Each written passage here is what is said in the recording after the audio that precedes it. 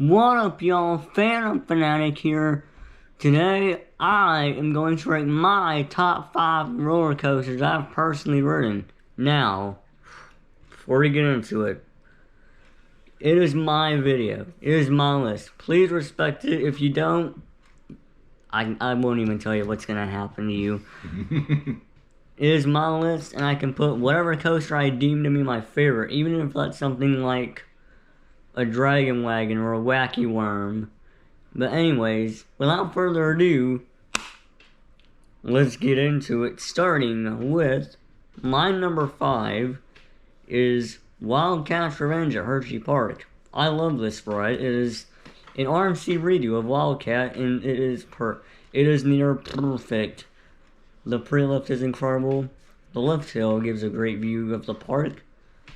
Over 140-ish feet high, and then you get a great view of Lightning Racer, your wall mouse, Ferris wheel off to your right. To your left, I believe you can see Sky Rush from there, but I can't tell. And then you go down your drop. It's incredible. And then you go into the step up under flip, which gives great hang time. And then you have a camel back hill, gives incredible eject air time. And then you have a wave turn. There are 2 wave turns on this ride. That's one of 2. And then you have your 0G stall, which I gotta be honest, isn't as good as AF1's. And then your second wave turn right there. And then the moment for me on Wildcat, the down of the 2 up and downs, the down is that moment. And then you have 2 0G rolls back, nearly back to back, broken up by an outer bank curve. And then you have a fun finale. Throws you, slithers you, throws you left into the brakes, ending your ride.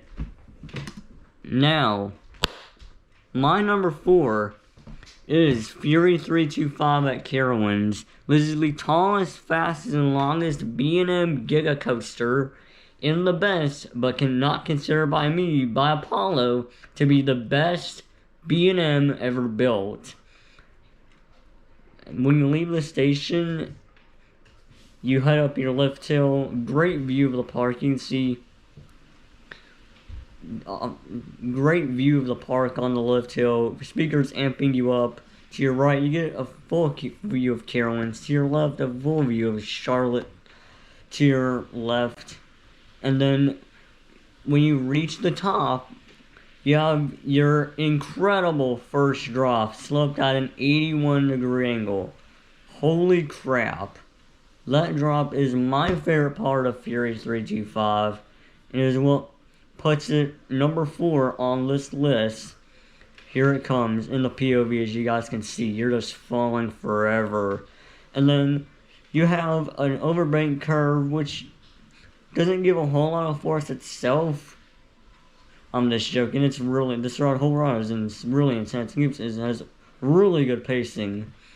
And you have one of the best turnarounds, but not considered the best by me, to be the treble clef, which considered by most people, but not me, to be the best turnaround on a B&M Hyper Giga.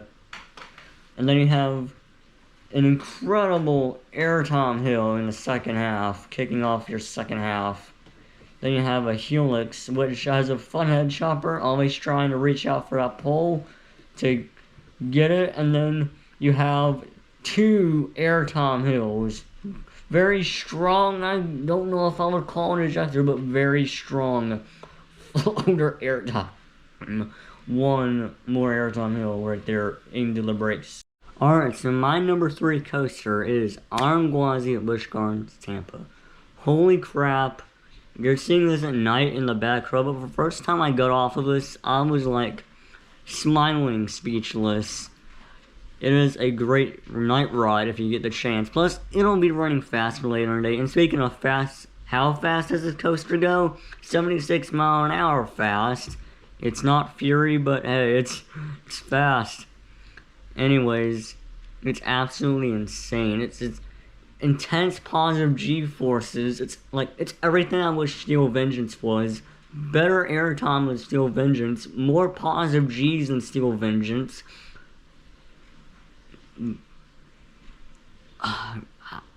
It's absolutely crazy.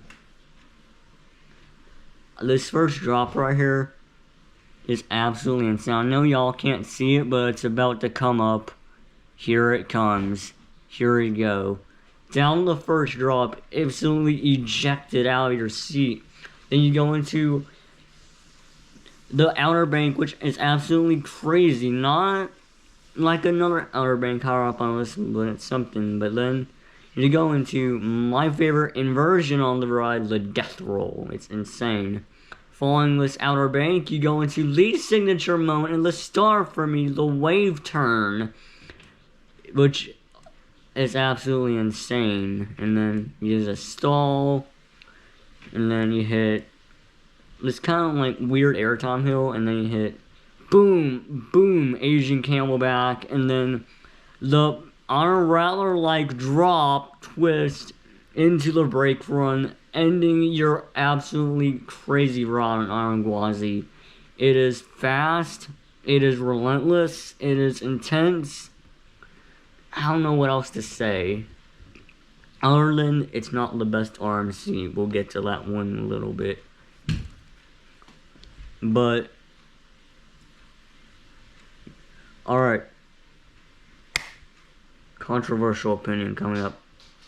My number 2 coaster is Goliath at Six Flags over Georgia. You're saying, whoa, hold up, it's not the best. Oh, shut. Biggest, get quiet.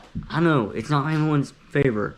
It's not gonna be but for me, it's my absolute favorite all-steel coaster on the list. Unless you count AF1 as steel coaster. But anyways, it's absolutely insane. As you can see, this is Christmas time holiday in the park, which I highly recommend. Absolutely in crazy event, lights. Anyways, you get a great view of downtown Atlanta to your left. To your right, you will be looking down on Daredevil Dive. If you look behind you, not showing this POV to your left, you get a great view of the Georgia epicenter. And then you'll go over this good drop. It is only good, but it can turn from good to great if you have a little bit of room. But there is the drop, good floater airtime, and then the first half Camelback. And the way I like to think of Goliath is that it's separated into 3 parts. First half is right here, the 3 floater technically 2 floating airtime hills, Camelbacks, and then middle is this toilet bowl turnaround. Is absolutely insane. You'll hardcore growl on that thing, followed by kind of like a flow ejector hill. It's absolutely insane. And then there's weird little twist, which I don't know why they just decided does not make that an Outer Bank. And then you hit 1, 2. This is the second half, and then the moment for me. The spike hill, and then 2 spike hills broken up by a turn into the brake run. It is absolutely insane. And if you go on this coaster if you try the no staple method and succeed, you will have the absolutely most insane ride in the world. It is completely unhinged, and I can only imagine that on the previous my no staple method on the previous Fury 325. Anyways, it's time for the moment you all been waiting for. My number 1 coaster that I've ever ridden, Airy Force 1 at Fun Spot Atlanta. Holy crap! This raft, you get a great view of the road and the cars flying by out of the trees. Stone Mountain will be right behind you if you do decide to look behind you. It's absolutely insane. It is relentless, y'all. From the time you drop off the lift to when you hit the frickin' brake run, you will be absolutely ejected out of your seat on nearly every element, on nearly every airtime hill. Even some of the inverters try to eject you. And then speaking of which, you have the first drop, which is incredible, although not quite as good. You have the Raymond Trust dive, which is insane. The speed hill is insane. Then you have the longest zero-G stall in America. Then you have an incredible outer bank turn. And then you have the double up, which is absolutely insane. And the drop down that second up is insane. Then you have the fastest freaking barrel roll in America. And then you have the 0.5. You have 1, 2, 3, 4, 5, 6 airtime hills in a row into the brake run right over. It is absolutely insane. I cannot believe this thing runs as fast as it does, but it does make sense considering it is Fun Spot in America and they can do whatever the heck they want because they have the money. But yeah. If you go on this thing with the no stable method, it'll absolutely, it'll slap. Anyways, that's gonna wrap up my top 5 coasters that I've ridden. If you enjoyed this video, I'd appreciate if you gave this video a like and consider subscribing so you don't miss up on any of my other videos. And we'll catch you guys in the next one. Sheesh.